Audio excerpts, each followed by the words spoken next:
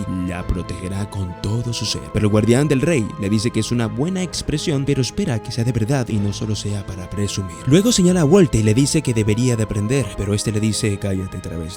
Y el guardián le dice: ¿qué dijiste, punk? Algo me dice que estos no se llevan bien. El guardián del rey dice que ya no pueden matar a humanos mientras son considerados como ellos. Al principio su plan era traer a la capital tantos humanos como fuera posibles para darles una muerte pacífica e indolora usando la barrera de Nephilim, pero debido a la situación actual eso no es posible. Artemisia ya no teme en decir lo que piensa y sin dudar dice que ya no le importan sus métodos, solo le importa que acaben con ellos y no dejen a ninguno. Su guardián sonriendo dice que eso será mucho más fácil. Solo necesitan ordenar a sus bestias y lo hagan y ya está. Usarán a 40.000 dragones de clase baja y media que han reunido para que devoren a todos los humanos desde adentro y fuera del país. Y por supuesto, todo esto será bajo vigilancia. Así que le ordenan a Vorgius que tome el control. Este, con otro cuerpo para infiltrarse, acepta su orden. Volte de fondo dice que existe la posibilidad de que el Shinigami esté con las tropas plateadas. El guardián le dice que si ese es el caso, entonces lo llamará. Orto Sora les ordena que no mueran y además de eso que cumplan su papel en la misión. Artemisia sabe que si Vorgius va, será lo último que hará. No quiere que él desperdicie su vida así. Bueno, lo que queda. Volte cree que es mejor que Vorgius haga lo que quiera, ya que es un viejo. Es mejor eso en lugar de esperar su muerte por la edad. Vorgius cuenta que el rey alado de la anterior generación se volvió loco y los llevó a la caída de la línea de sangre, pero desde ese entonces es él quien sigue vivo. Ha estado viviendo por un largo tiempo llevando su único deseo, el cual es la resurrección de la línea de sangre, y ese deseo ha sido concedido por nadie más que su señor, Artemisia. Esta, con lágrimas, dice que ya lo entiende. Él simplemente ya no estará más con ellos. El reino de Lys aún es un desastre. Muchas personas están en la calle. De pronto se escucha un fuerte estruendo. Son las puertas del Palacio Real abriéndose. De este salen muchos dragones. Las personas corren por sus vidas. Todo es caos. Por otro lado hay una fila de soldados. Los civiles se alegran ya que los van a ayudar, pero la esperanza se convierte en más desesperación cuando estos soldados comienzan a disparar a los ciudadanos para evitar que escapen. Estos están siendo manipulados por el dragón Orto, que usa sustancias. Por todos lados hay muerte, caos y destrucción. Los civiles tratan de escapar, pero las puertas han sido cerradas evitando el paso. Del 8 al 9 de marzo se llevó a cabo la ejecución de los ciudadanos de la capital. Innumerables grupos de dragones salieron del Palacio Real junto al ejército de Lys, quienes se volvieron locos por la magia de Orto Sora. Masacraron a 2.400.000 personas. Los ríos de ese reino se tiñeron de rojo, y en el centro de todo el caos es donde el cuerpo del dragón del mar de árboles, mejor conocido como Vorgius, comenzó a transformarse. Y así, el 10 de marzo comenzó la batalla entre las 10.000 bestias lideradas por el dragón de la locura Orto Sora y el dragón explosivo Tara Tectora contra las tropas plateadas. Dio inicio. Mientras tanto, el prota llena de su aura plateada las armas creadas por la princesa. Todos los presentes quedan sin palabras, ya que una simple espada con el aura del prota pudo cortar como mantequilla el arma principal de Starlia. Hasta comienzan a dudar de si las artesanías serán de buena calidad. La princesa se ofende por este comentario, pero esta acepta que el aura plateada del prota es bastante buena y quedan de acuerdo que se impregnarán en todas las armas. Isaac y Nazaret notan que Starlia ya puede puede hablar directamente con Ragna. De pronto la princesa decide que sus soldados se enfrenten al prota para probar qué tan fuerte es, como dijo anteriormente, y así uno por uno se enfrenta a Ragna, pero este solo los desarma. Mientras se las arrebata, les deja un poco de su aura en ellas, ya que Crimson le ordenó que lo hiciera, pero el prota no está muy seguro de que eso sea suficiente. Aunque justo ahora se encuentra en su mejor condición física, el monarca le dijo que no usaran el arte de batalla plateada esta vez. Al contrario, usarla podría ser contraproducente para ellos. Lo mejor es que se quede con la mitad y la otra mitad la use en las armas de la base militar. El prota está cansado mentalmente y pide que pase el próximo para irse a su celda. Es el turno de Shin, que llega amenazándolo diciendo que lo dejará sin brazos antes de la pelea contra los dragones. Le asegura que le demostrará que está a otro nivel de los que se enfrentó antes, pero no pasó ni un segundo y ya Ragna lo dejó en el piso temblando. El prota lo mira a los ojos y le dice que es fuerte, casi tan fuerte como Leónica. Shin en el piso se pregunta si se estará compadeciendo de él, pero no tolera y se va corriendo mientras dice que no necesita su lástima. Christopher no puede creer lo patético que se ven los líderes espadachines luego de haberse enfrentado al prota. Shin le dice que se calle y vaya a perder para que se les una. Este les informa que ya perdió. Estos no comprenden porque actúa como si nada. Christopher les explica que hay una gran diferencia entre una persona con una buena arma, ya siendo fuerte, y una persona que piensa que es fuerte solo por tener un arma poderosa. Admite que el prota no solo es fuerte para su poca edad, sino que también posee esa habilidad especial más fuerte que la de su líder. Christopher, con una mirada desalentadora, cree que las personas con mucho talento están a un nivel completamente diferente y no se engañará a sí mismo si dijera que no es frustrante. El otro espadachín principal menciona que Ragna no tiene talento. Al contrario, él pudo sentir que es el resultado de incontables horas de entrenamiento de alguien que nunca tuvo talento. Christopher no entiende a lo que se refiere y pregunta si Ragna es mucho más viejo de lo que aparenta, pero el viejo espadachín no está seguro. Pero algo que no puede negar es que el prota hizo que se diera cuenta lo perezoso que se ha vuelto con la edad. Honestamente lo encuentra muy frustrante. Por otro lado, Shin se pone de pie. Christopher le pregunta a dónde va. Este le dice que si al menos no puede devolverle un solo golpe, entonces no tendrá la voluntad de estar con el prota en el mismo campo de batalla. Luego de eso, la princesa demuestra su estilo de arte de barrera, mejor conocida como la jaula. Está hecha al esparcir y rodear el área con el aura plateada de la princesa. Están muy confiados en que los dragones tendrán problemas para moverse. Mientras discuten cómo vencer a los dragones, Crimson no tuvo problemas. Por otro lado, el prota es acosado por las pequeñas Aseya y Glea. Estas quieren saber qué piensa Ragna sobre Starlia. Este les dice que no le gusta, pero tampoco la odia ya que se acaban de conocer. Pero aún estas pequeñas quieren saber la impresión que tuvo de ella, o para ser más específicos, si le gusta o no. Ragna les hace saber que honestamente está consternado, ya que ahora mismo es más vendas que cara, por lo cual Starlia no tiene forma de saber si es guapo o no. Ragna cree que cuando se quite las vendas la princesa se decepcionará. Una de las gemelas le dice que es un tipo interesante. Estas aprovechan y le muestran sus armas al prota. La impresión que tuvo Ragna de las pequeñas es que son muy energéticas y que es muy seguro que tengan la misma edad de Leónica. De pronto aparece Slime, o bueno, lo que queda, sobre la cabeza del prota. Las gemelas están encantadas, creen que es un diminuto humano. Este se presenta como una de las herramientas de su ama criminal. Slime cree que las pequeñas tienen facciones de dragones, dice que sus dientes y sus ojos parecen a la de uno, aunque sean humanas. Comienza a burlarse de ellas por ser enanas y con caras raras. Las gemelas lo invitan a comer dulces. Este dice que prefiere comer un gran dragón para poder crecer. Así logran convencerlo y se va con las pequeñas. Por otro lado, están planeando cómo se creará el círculo mágico con sangre de dragón para usarlo como vía de escape. Con el progreso que llevan ahora, requieren el poder de casi 16 dragones de clase baja para transportar una por una a las 1800 personas, hecho que complica muchísimo la situación, teniendo a solo humanos como objetivo. Lo que menos tienen es tiempo. Es muy probable que los dragones lleguen a su base a más tardar mañana. Cuando se percatan, Crimson está en la mesa con ellos. Le preguntan qué hace ahí, ya que se supone estaba en una celda. El monarca no responde su pregunta, pero sí dice que lo que necesitan para poder salir de su estancamiento es conocimiento. Esa es la razón por la que está ahí. Son las 3 AM y el prota está teniendo una pesadilla. Crimson le pregunta sarcásticamente si estaba teniendo un buen sueño, pero Ragna lo ignora y le pregunta qué hace ahí. El monarca le explica que fue a darle un poco de su conocimiento a esas personas primitivas, ya que cuando se trata de círculos mágicos puede hacer algo. Aprovechando que están solos, el monarca le pregunta al prota si llegase a enfrentarse con Wolte Kamui, saldría victorioso. El prota a regañadientes dice que perdería. Eso alivió a Crimson, ya que si Ragna sigue siendo testarudo, él se decepcionaría mucho. Wolte Kamui es un dragón sumamente especial, incluso entre los que son de clase alta, ya que al igual que Ragna, él es uno de los pocos seres que sobrepasó sus límites. No es un enemigo al que el prota deba enfrentar, aún menos tomando en cuenta la situación actual que está lejos de ser perfecta. Esta es la razón por la que no usarán al 100% del aura de batalla plateada. Es más que seguro que Wolte irá hacia donde se encuentra el prota, pero justo ahora no se apartará de su rey Artemisia, porque cuando él no estaba, los chicos trataron de matarla. Isaac Stan notó que Krish Weiss no está en su celda, o sea, Crimson, y corre por todos los pasillos en su búsqueda. En eso, se encuentra uno de los que estuvo en la reunión del círculo mágico junto al monarca. Este se echa encima de Isaac y muy emocionado dice que gracias Krish, el círculo mágico será miles de veces mejor. Vemos que nuestro prota intenta animar a Slime, que se encuentra un poco triste. Cuando entra Crimson y le pregunta por qué volvió a la celda, este explica que allí dentro se siente más calmado y qué hacía. Él responde que estaba ocupado con otras cosas y les ordena a ambos que se preparen tan pronto como sea posible e intenta retirarse. Pero es interrumpido por la princesa, la cual pregunta a dónde iba. Este se recuesta en la cama diciendo que pensaba dormir un poco ya que todo está muy aburrido. Starlia comenta que los ciudadanos ya están más calmados y pregunta si él tiene algo que ver con eso. Este aclara que no es así. La princesa se gira hacia el prota, lo señala y le dice que tiene que hablar algo con él en privado ahora. Esta lo lleva hacia las antiguas vías de un tren. Muestra un set de espadas y comenta que lamentablemente no tienen tiempo para hacerle una desde cero, así que deberá conformarse con eso. Pero antes de entregársela, le dice que después que termine todo, le gustaría convertirlo en un miembro del culto del sol, explicando que si todo el plan sale bien, se unirá al culto como un monje cazador de dragones, haciendo que sus ciudadanos queden bajo su protección, ya que es el único país que le abrirá las puertas a su pueblo. Nuestro prota le pregunta si acaso no tiene idea de quiénes son ellos. La princesa responde que ellos le hicieron una oferta en su pasado, pero esta la rechazó ya que no podía soportarlo. Lastimosamente ahora ya no tiene elección. Sin embargo, eso es asumiendo que todo saldrá bien, pero si llega a morir en batalla, los ciudadanos aún así logren escapar, terminarán muriendo, por lo que le pide al prota que se convierta en un monje cazador de dragones y lidere a sus ciudadanos. Nuestro prota le responde que de ninguna forma lo hará, ya que esa religión no es para él, y comenta que no le gustan sus métodos de cazar dragones y que deberá encargarse ella misma. Esta le responde que solo se lo pide ya que ella no puede hacerlo. Ragna quiere saber por qué y esta se justifica explicando que siempre ha confiado en su intuición y esa es la razón por la que aún sigue con vida, y desde que comenzó la batalla no ha parado de sentir que va a morir. Esta exclama que no mostrará señal de debilidad y después de todo es la comandante y necesita hacer un plan en caso de que muera. En ese momento cambia por completo de actitud, apuntando a nuestro prota con las espadas, mencionando lo que Ragna dijo antes, que está a su completa disposición. Entonces, aprovechando eso, le ordena que será su subordinado durante esa operación y si no obedece sus órdenes será innecesario. Nuestro prota deslumbrado la ve mientras piensa que ella es increíble. Ella en serio intenta darle un propósito a su muerte, incluso haciendo planes para después de que no esté. Esto hace que él quiera seguirla y ver qué futuro le aspira junto a ella. Como respuesta, nuestro prota activa su arte de batalla de aura plateada, iluminando toda la habitación e imbuyendo las espadas con todo su poder, y le dice a la princesa que ella misma se convierte en un monje cazador de dragones, ya que él no permitirá que muera, asegurando que ninguno de esos dragones son nada en contra de sus espadas. Al ver a Starlia vemos que intenta contener la emoción y rápidamente se va volando. Ya una vez lejos, esta comienza a pensar en todo lo que sucedió y admite que eso fue muy genial, pero también se enoja de que las espadas de Ragna sean mejor que las suyas, asegurando que eso no se quedará así y no hay manera que muera estando humillado. Más tarde ya son las 5:30 p.m. y el sol se está poniendo. Vemos a todo el ejército y espadachines preparados. En ese momento se logra observar que a lo lejos uno de los subordinados de Artemisia ordena acabar con todo rápidamente. En ese instante, Orthosora aparece justo encima de su base y este se abalanza rápidamente hacia ellos. La princesa desesperada grita que todo va a ser destruido, pero Crimson menciona que ya estaban preparados para eso y se preparan para el impacto. Orthosora cae sobre la torre, pero es derribado y tirado hacia un lado. Este menciona que fue interceptado desde dentro de la torre que chocó. La subordinada se sorprende y piensa que eso es imposible, ya que estaba en su forma de dragón. Este menciona que la fuente de esa aura plateada tan poderosa no es de un cuerpo sino de una espada. La subordinada dice que debe ir con cuidado y que si el Shinigami está allí, que llame a Gamui sin importar lo molesto que sea. Este responde que conoce bien sus capacidades y le pregunta a nuestro prota por su nombre. Ragna queda en silencio, a lo que responde que si lo desea de esa forma, se comunicarán como quieran a través de la batalla. Pasamos a ver a Starlia, la cual anuncia que los enemigos están entrando y ordena a todas las unidades que los intercepten. En eso vemos que de la jaula que colocó nuestro prota se comienzan a escuchar voces pidiendo ayuda. Al alzar la mirada, Isaac ve a un montón de personas atravesadas en la barrera pidiendo ayuda y protección. Todos los soldados quedan muy confundidos y comienzan a bajar sus armas, pero Isaac recuerda lo que Crimson les dijo antes y grita que son enemigos. Es entonces que estos comienzan a correr hacia los soldados y comienza el combate. Pero justo en ese momento llega Starlia y motivando a sus aliados logra ganar esta batalla. La subordinada sorprendida piensa que no estuvo nada mal, sin embargo aún poseen un gran ejército de humanos para seguir atacando. Starlia pregunta cuál es la eficacia del círculo de absorción de maná. Le informan que pueden lograr unos 3 kilómetros, pero el rango de teletransportación es de la mitad, así que no debe salir de esa área. Esta deja a cargo a Isaac para entrar al bosque junto al resto de su equipo y atacar al enemigo. En eso, la subordinada menciona que es una decisión precipitada, pero tal y como esperaba, está deseosa de que ya llegue. En ese momento explican que en los Seihas de los linajes de los dragones, mientras más rápido se desarrollen y pasen su etapa de maduración, más fuertes serán. El promedio es de entre 10 a 15 años, pero a Orthosora le tomó 20 años, por lo que este no tiene ningún talento en términos de linaje. Lo único que posee es sus artes marciales, las cuales forjó cuando era un humano. Pero esto no parece ser suficiente para vencer a nuestro prota, que luego de un fuerte ataque logra quebrar un poco su armadura del brazo, haciendo que sangre solo un poco. Ragnar se desalienta al ver que aún utilizando toda su fuerza en ese ataque, solo logró algo tan mínimo, lo cual lo hace dudar mucho sobre las palabras que le dijo a Starlia. Mientras tanto, Orto Sora le comenta que desde el fondo de su corazón respeta las artes marciales del prota. Esto le irrita mucho a la prota, el cual dice que con su próximo ataque lo acabará, y el dragón dice que lo recibirá con su arte marcial más fuerte. Por otro lado, vemos que Starlia, gracias a sus poderes, despliega la unidad de artillería aérea. En esta unidad se encuentran las gemelas, las cuales comienzan a dar información muy importante sobre la cantidad y ubicación de los enemigos. La guardián de Artemisia queda sorprendido de que ambas puedan ver sin problemas en completa oscuridad y además puedan comunicarse con tanta eficacia y precisión. La guardián, sorprendido, piensa que a pesar de que sean amateurs, no ha pasado ni un minuto y ya acabaron con esa ola de 300 personas y encima no hay ningún herido. Starlia, furiosa, ordena que dirijan toda su ira hacia el enemigo. En ese momento, la guardián comenta que no tiene miedo ya que todo ese poder ya estaba dentro de sus cálculos, pero lo que sí le preocupa es la pelea de Orto Sora. De pronto se escucha una gran explosión, la cual arrastra a todos. El guardián, preocupado, intenta comunicarse con Orto Sora queriendo saber si se encuentra bien. Este último asegura estar más que bien ya que logró derrotar a Ragnar. En eso vemos a nuestro prota acabado en el suelo mientras la guardián se sorprende que un humano haya logrado acorralarlo de esa forma para que tenga que recurrir al terremoto rugiente y le pregunta al dragón si puede seguir luchando. Este confirma que sí puede seguir luchando, sin embargo no podrá usar magia durante un tiempo. La guardián pregunta si el prota no liberó su aura plateada desde su cuerpo. Orto Sora menciona que no y asegura que de haber tenido un as bajo la manga como ese, de seguro la hubiera usado, lo cual significa que él no es el Shinigami que intentó matar a Artemisia. Aún así, esta menciona que no baje la guardia y se asegure de darle el golpe de gracia para que no pueda levantarse. Este sigue sus órdenes y apunta a nuestro prota con un cañón, y justo antes de darle el último golpe, aquí es donde el guión ayuda al prota, que saca fuerzas con el opening de fondo. Ragnar rápidamente se levanta y toma un arma cortándole un brazo. El dragón no entiende cómo puede seguir vivo. Nuestro prota explica que su cuerpo está fusionado con una espada y puede en cualquier momento alternar su composición entre la espada y él, haciendo que este se vuelva increíblemente sólido, pero perdiendo movilidad. De esta forma puede soportar ataques que ningún otro humano podría. Nuestro prota ansioso le dice que continúen con la batalla, pero Orto Sora dice que su encuentro ya ha terminado. Este último invoca dragones, los cuales Ragnar acaba rápidamente y le pregunta si acaso cree que con unos dragones de clase baja podrá ganarle. En ese instante nuestro prota es golpeado cayendo al suelo y siendo rodeado por muchas bestias. Desde lejos, Orto Sora lo ve y piensa que él ya no será una amenaza, debido a que la gran velocidad que poseía en un comienzo se ha disminuido drásticamente desde que fue atacado por el terremoto rugiente. Tarde o temprano terminará cayendo. Ragnar rápidamente acaba con los dragones y le pide que espere. Aún no han acabado con su combate. Orto Sora, dándole la espalda, dice que fue suficiente. Nuestro prota es más fuerte que él, explicando que si tan solo su espada hubiera resistido el poder de su técnica, él hubiese salido victorioso de esa batalla. Luego de esa explicación, se despide de nuestro prota y, obedeciendo nuevas órdenes de la guardián, Ragnar, muy furioso, grita que no permitirá que se vaya, pero cae al suelo siendo rodeado por muchos dragones nuevamente. En ese momento cae Shin, salvando a nuestro prota y preguntándole qué diablos hace muriéndose en ese lugar. En ese momento el viejo le dice a Shin que lo suelte y se concentre, ya que están en territorio enemigo. Nuestro prota pregunta qué hacen allí si se supone que deben de estar protegiendo la base. Shin responde que la abandonaron, y mientras nuestro Ragnar y Shin discuten, los dragones los atacan con grandes olas de fuego. Por fortuna, los acaban rápidamente y el viejo explica que no abandonaron la base. Decidieron sellar 3 de las 4 entradas y la única línea de ataque está siendo custodiada por Isaac. Además, que Starlia está guiando a 200 miembros para atacar al enemigo.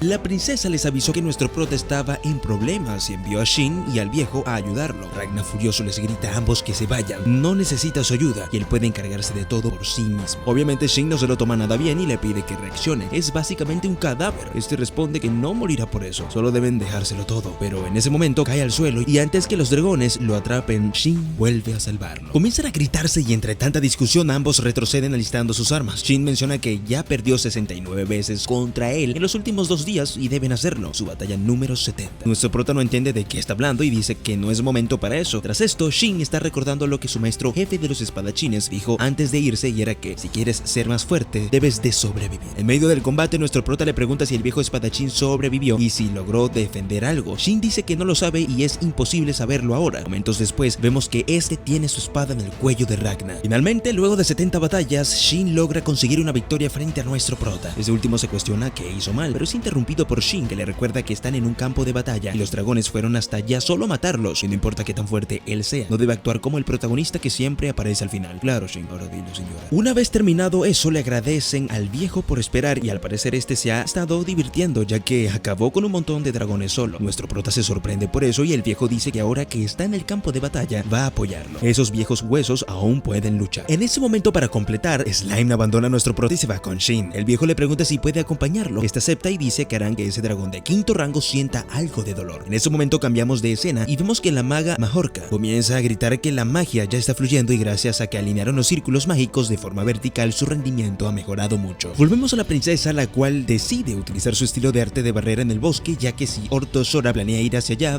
podrá obtener ventaja. Entonces ella lo convertirá en su campamento. A pesar de ganarles tanto el combate en tierra como el aéreo, el enemigo sigue teniendo un as bajo la manga: la magia de absorción de maná, que consiste en absorber el poder mágico de los cadáveres. Starlia comenta que tienen una ventaja y es que aún así no ganen la batalla, pueden escapar, solo necesitan obtener el poder mágico suficiente para poder teletransportarse. Sin embargo, la guardián menciona que finalmente descubrió el plan de ellos y está ansioso por ver qué sigue. Al parecer todo va por buen camino, ha habido muy pocas bajas y no han recibido mucho daño. Sin embargo, recordemos que los ojos de Starlia pueden percibir todo tipo de auras, menos las de los dragones, ya que no emiten ninguna. Esta debe ingeniársela para obtener información y lo hace a través de las auras de las tropas de Orto Sora. Al parecer, se encuentran dispersos y rodeando la base Ufufu con el fin de duplicar el maná que necesitarán para poder teletransportarse. La princesa nota esto, pero ya es demasiado tarde. Un dragón realiza un poderoso ataque en dirección a la base, pero esta usa rápidamente un escudo protegiendo a todos. Los soldados quedan sorprendidos por la magnitud de ese ataque y saben que eso no debe de provenir de un dragón de clase media. En ese momento, entre las filas militares comienzan a aparecer unos agujeros negros y ordena destruirlos antes que se activen. Pero es muy tarde, ya gran parte de estos se activaron. Starlia en aprietos le pregunta al equipo de asalto si pueden atacarlos desde arriba, pero estos se encuentran rodeados por tornados y de estos salen dragones de viento. En ese momento vemos que la guardiana explica que los dragones de clase baja y media son solo como niños y mientras esos crecen, otros acumulan experiencia y despiertan poderes únicos similares a los de sus cejas, convirtiéndose en completos dragones adultos. Normalmente se necesitan una docena de cazadores profesionales para acabar con uno de ellos. Sin embargo, el guardián solo les enviará 40 de ellos por esta ocasión. También menciona que fue difícil enfrentarse a la princesa luego de su anterior batalla, pero esta vez se aseguró de comprobar el rango de su absorción de maná, siendo de unos 2 kilómetros. Esto la sorprende mucho y se pregunta cómo es posible que un pequeño equipo de magos sea capaz de producir ese resultado, y entre dientes se queja que aún tienen la ventaja, pero de nada le servirá si la princesa logra escapar, por lo que planea destruir el círculo mágico para poder asegurar su victoria. En ese momento cambiamos la vista de Isaac, el cual acaba de ver cómo su primera línea de soldados repentinamente muere. Preocupado, se pregunta cómo es eso posible. No vio llegar ningún ataque. Sin embargo, lo que sí logra ver es al responsable de eso. Un dragón está justo frente a él y para terminarlo de joder aún más, la barrera que los protegía desaparece. Isaac no entiende en qué momento pasó todo eso, pero actúa rápido ordenándole retroceder a todos. Mientras este retrocede, recuerda lo que les dijo Crimson hace días y asume que este dragón tiene la habilidad de controlar el tiempo, por lo que rápidamente se tira al suelo mientras sus soldados abren fuego. Su intuición era cierta. El dragón detiene todas las balas en ese instante, abre sus alas y las regresa a todos los soldados, acabando con gran parte de ellos. Isaac rápidamente ordena abandonar el área y retroceder al segundo piso. Muy frustrado, les ordena a los soldados que corran mientras se pregunta cómo diablos planean defender la base contra un enemigo tan injusto. El dragón lentamente se acerca a ellos y les dice que descansen en paz. En el segundo piso luchan por no morir. El teniente Isaac pregunta cuántos pudieron sobrevivir. Según él informa, contándolos más en los pisos de abajo, continúan siendo 30. Isaac está frustrado. A pesar de que tenían la información de antemano, fue imposible manejar la situación. Se escuchan muchos golpes. Están intentando destruir la barrera. Por un agujero producto de la batalla se infiltra el dragón adulto. Isaac sabe que el enemigo tiene la capacidad de detener el tiempo, pero Krish, o sea Crimson, les enseñó que ese poder tiene sus restricciones. A juzgar por los hechos, todo ha sido tal y como dijo el monarca. Ejecutarán la estrategia en dos grupos, el equipo de disparo y el otro de ataque. Una vez que descienda el equipo de disparo, restringirán el camino que pueda tomar el enemigo, que muchas opciones no tienen, solo el pasaje de la derecha y el que lleva al piso de abajo. Isaac da a entender que no importa si los disparos dan o no, lo importante es mantener el fuego. Si el enemigo no detiene el tiempo, tampoco importa, mientras los disparos sean una molestia. La primera señal de que detuvieron el tiempo es que debería de haber algún tipo de cambio súbito. Habrá barreras en cada pasaje. Basado en las acciones en el anterior piso, debería de detener el tiempo para lograr destruirlas. Mientras los dragones discuten en cómo restaurar la barrera o enfocar el fortalecimiento en un solo punto, escuchan la voz de Artemisia y les ordena que se callen. Estos están confundidos de si era la voz de su señor y desde la oscuridad les lanzan una esfera. Artemisia les ordena que se queden quietos. De pronto esta esfera comienza a irradiar una luz muy fuerte. Estos dos dragones son incinerados en cuestión de segundos. La esfera cae al piso y de la nada aparece Crimson, o mejor dicho, Krish Vice. Este sonriente le dice a Isaac que tiene su gratitud, ya que gracias a sus esfuerzos pudo atacar desde un rango adecuado. Isaac, llorando en el piso, Crimson le pregunta qué fue lo que pasó y que escuchó una voz. Crimson le hace saber que los mató con una granada de destello blanco. La creó específicamente para que se activara cuando se detuviera el tiempo, en ese momento exacto en el que iba a explotar. Es un arma antidragón que irradia luz solar almacenada en una explosión. Creo que no hace falta aclarar que la voz que escuchamos en realidad fue Crimson imitando a Artemisia. Isaac, mientras se pone de pie, le pregunta a Crimson qué fue esa voz y cree que hay alguien más ahí. Este dice que si acaso no es obvio, si los quitan a ellos dos de ese lugar, quedarán las 1500 personas que el ejército está resguardando. Crimson dice que los civiles fueron hacia él y se lo pidieron. Ellos también querían contribuir peleando al lado del ejército. El monarca les dio armas al 10% de los civiles, lo cual el teniente encuentra indignante, ya que los metió en el campo de batalla. Crimson mantiene su decisión y dice que sin importar lo que Isaac diga, eso no cambia el hecho de que ellos fueron quienes mataron a la bestia. El monarca le pregunta qué le asusta y le asegura que no hay nada que temer. Le pide que tenga la seguridad de que no hay necesidad de desconfiar, están en el camino de la victoria. Si pelean juntos, ganarán. Es más probable que Ortos Hora sepa sus planes, lo que significa que él debió mandar a algunos civiles bajo el efecto de sustancias por la base para obstruir la teletransportación. Si eso continúa, la cantidad de maná requerida para el portal será el doble y las tropas serán aniquiladas antes de que el portal pueda ser activado. Ahora es hora de que ellos inicien su ataque. Crimson en su mente se deja llevar por sus deseos de destrucción y piensa que los civiles bajo el efecto de las sustancias y los civiles hipnotizados pelearán entre sí y deleitarán a esos dragones con una alegre sorpresa. Estarán matándose unos a otros. Mientras Isaac y Crimson se dan la mano como símbolo de unión, un temblor detuvo la emoción, proveniente de la parte baja de la base. Al parecer unos minutos antes, mientras Isaac y su equipo estaban emboscando al dragón adulto que descendió de los pisos más altos, otra amenaza se acercaba desde abajo. Un dragón de 13ª clase, Ursh Garmund, que parece un león araña. Su estilo de pelea es arte de barrera, o mejor dicho, raíz. Este dice que finalmente está afuera, se infiltró por la tierra. Su plan es demostrar que es muy inteligente infiltrándose, pero tiene un problema, no sabe dónde está. Ursh Garmund trata de calmarse y seguir con su misión. Al llegar a un pasillo hay unas escaleras. Al inicio de estas está Fu, el mago principal, que se queja de tener mucho sueño. Ursh Garmund, al verlo, le pide que lo lleve al lugar con los círculos mágicos y si lo hace, le concederá una muerte rápida. Fu le grita que se calle y le repite que tiene sueño. No ha dormido en 3 días. Ursh Garmund lo ataca y le grita. Fu, muy molesto, dice que siempre los idiotas como él no lo dejan dormir tratando de acercarse a sus preciados círculos mágicos, así que lo matará por el bien de su sueño.